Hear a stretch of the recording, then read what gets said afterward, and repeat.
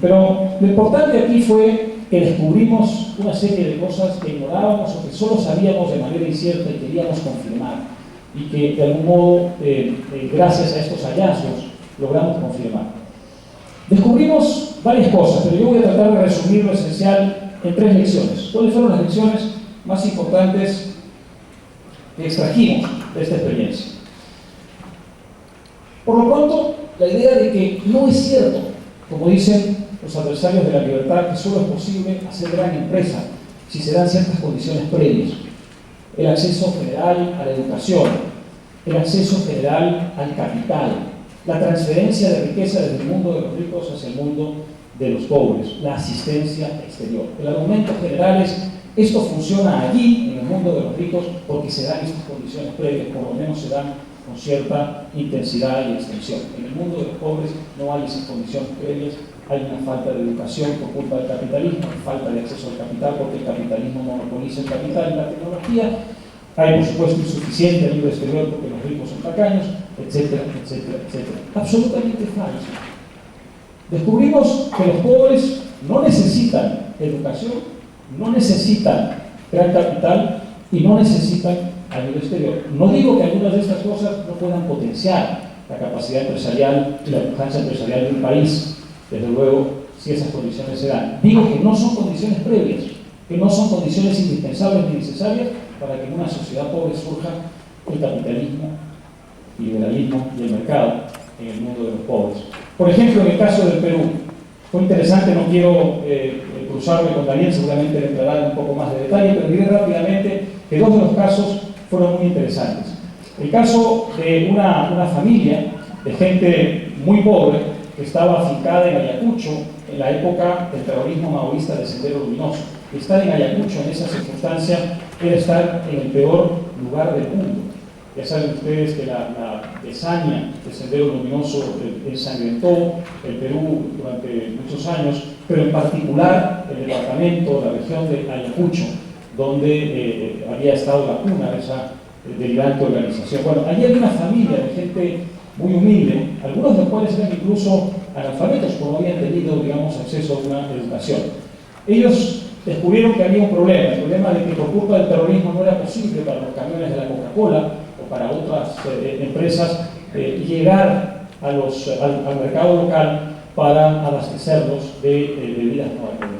Ellos inventaron una fórmula química, fundaron una pequeña empresa y hoy día esa es una gran transnacional que tiene ventas de $1.000 millones.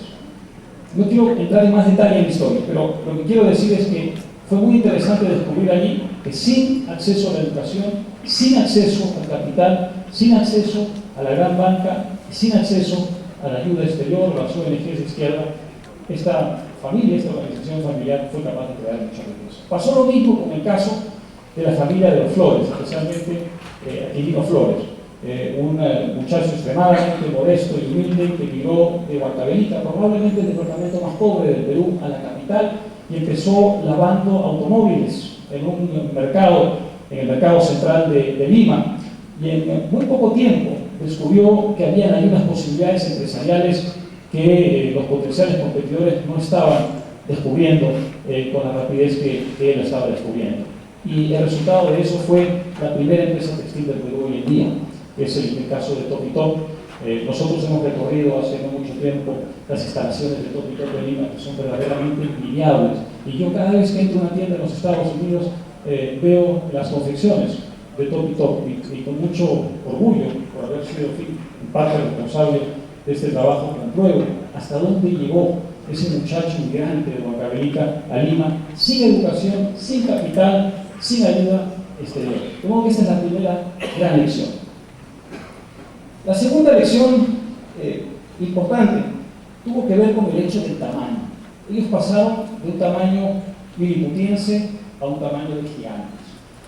Y descubrimos que en el mundo de la empresa el tamaño es la consecuencia y no la causa del éxito.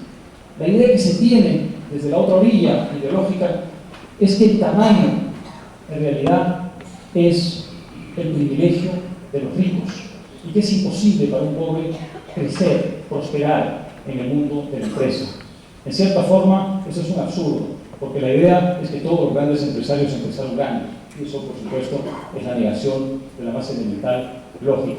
Pero aquí se da de una manera muy gráfica la comprobación, la constatación, la verificación de que la trayectoria es precisamente la contraria.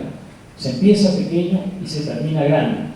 Y hay, evidentemente, en ese proceso distintos talentos, distintas circunstancias que le permiten al empresario ir progresando, creciendo y ganando en tamaño aquello que no tenían antes en capital, en educación y asistencia exterior. Y la última comprobación, hay otras más, pero no quiero extenderme demasiado, tiene que ver con la idea de que la palabra empresario, el concepto del empresario está devaluada en el mundo de los pobres. Descubrimos que eso no es cierto. Solo está devaluada en el mundo de los intelectuales, la mayor parte de los cuales enseñan en universidades norteamericanas o desfilan por Venezuela y no se les aplica la ley de la mordaza.